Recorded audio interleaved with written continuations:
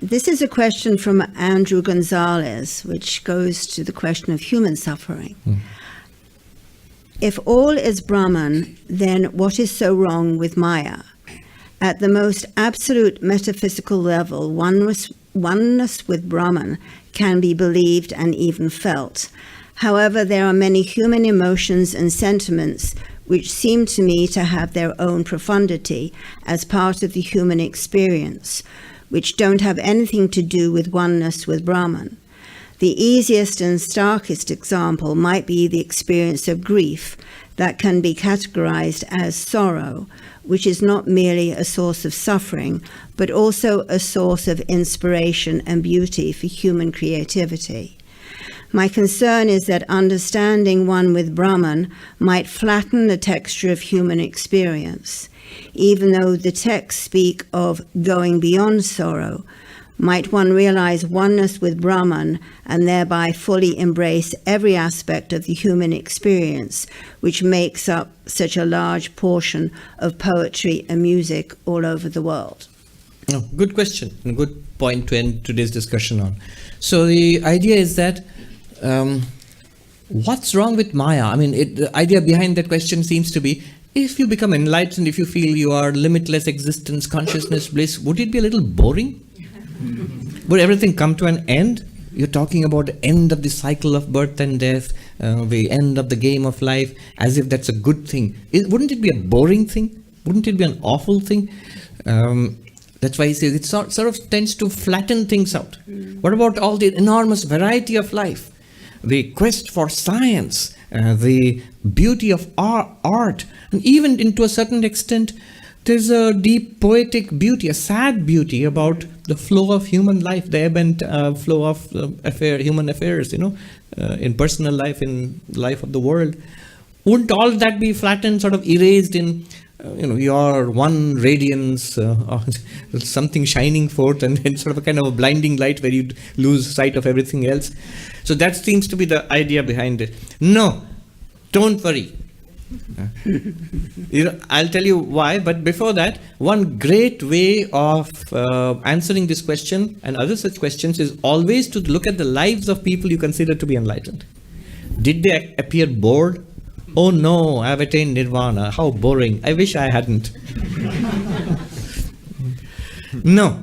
We on this side of nirvana, on this side of moksha, we are subject to excitement and ennui. Ennui is boredom. We are subject to that. The pleasant and unpleasant, nice and enthralling, and boring and awful. On that side of nirvana, they are not. Not that they are perpetually excited. They seem to have an unceasing supply of fulfillment and happiness, not dependent on anything outside. They're not bored by anything outside, nor are they unnecessarily excited by anything outside in this world or in the body-mind. But they have a source which is unending. What is wrong with Maya? Nothing.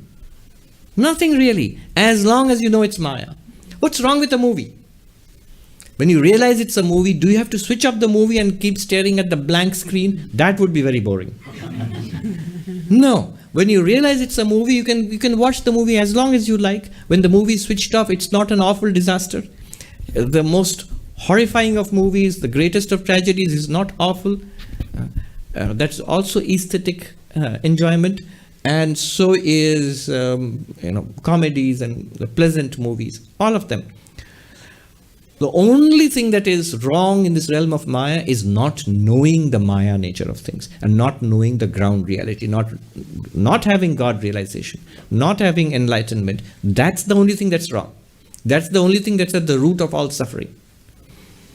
There is a saying in Panchadashi, one of the texts of Advaita Vedanta, which says, it makes a distinction between Ishvara Srishti and Jiva Srishti, the creation of God, not absolute reality, just the God of religion, the creation of God and the creation of human beings, sentient beings.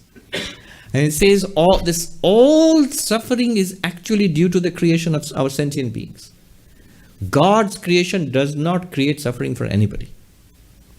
So after enlightenment, the enlightened beings, do they see this world or not? Or is it all erased? They see this world. If they have eyes, they will see forms. If they have ears, they will hear sounds. If they have skin, they will feel heat and cold, pressure, warmth, all of that. If they have a mind, they will think, and a heart to feel. All of that continues. They probably feel more deeply and more subtly than we do.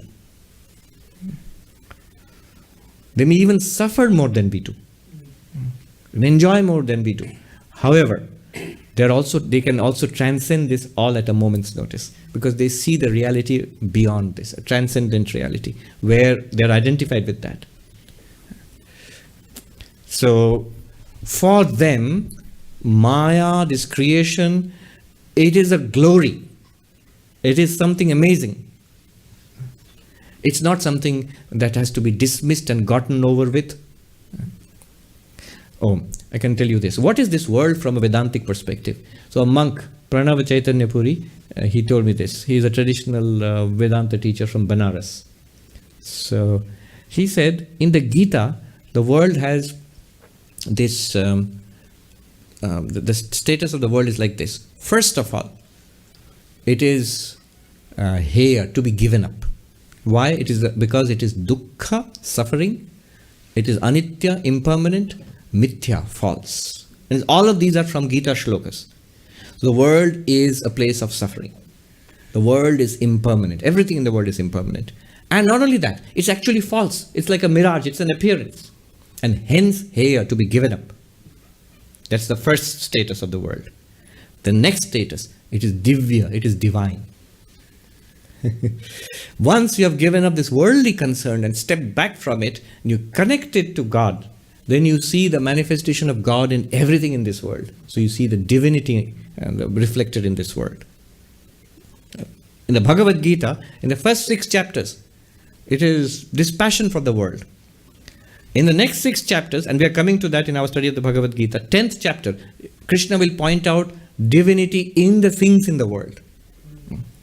Not that those objects are divine, but because they are connected, they are from the divinity. You see the divinity reflected in this world. That which is to be given up is now, after giving up, you see the divinity. Giving up means our worldly attachment to this world. And then you see the divinity in the things of the world. That's the second level of understanding the world. Same word, exactly same word. And the third level of understanding, Brahma Swarupa, it is nothing other than Brahman itself. So three levels. Heya, to be given up. Deeper understanding, divya, it is divine. You can see divinity here. And third, it's not just divine. It is Brahman alone. Like the rope appears as the snake. It's not a world, Brahman alone. Non-dual. It's not, the ultimate truth is not that Brahman created a world. It didn't. Nothing was ever born of that absolute reality. I'm quoting from the Quran now. The ultimate reality does not give birth. Nothing is born of it. It is not born of anything, nor does it give birth to anything. And yet here is this whole world. This is Mandukya Upanishad, beyond causality. Ultimate reality is beyond causality. There is no causal connection between this world and the ultimate reality. So the ultimate reality alone exists. Many people don't know this. This is the core truth talked about in the highest Advaita text in Mandukya. And this is how the Quran begins actually. The first thing in the Quran is this. Of course, that's the non-dual interpretation.